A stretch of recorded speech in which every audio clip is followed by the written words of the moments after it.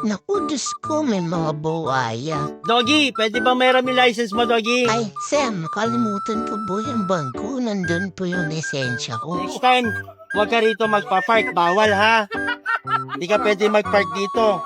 Huwag sa bangketa, bawal, ha? Yes, sir. Yung driver po, yung aso, sir. Nasa loob po, eh. Naku, sir, wag mo na i-report sa bossin mo. Baka pwede na rin pag-usapan.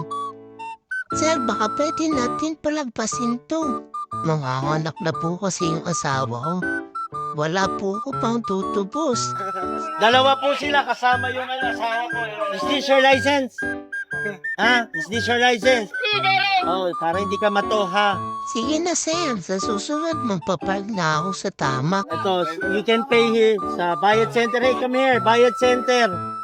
Saka Gcash, ha?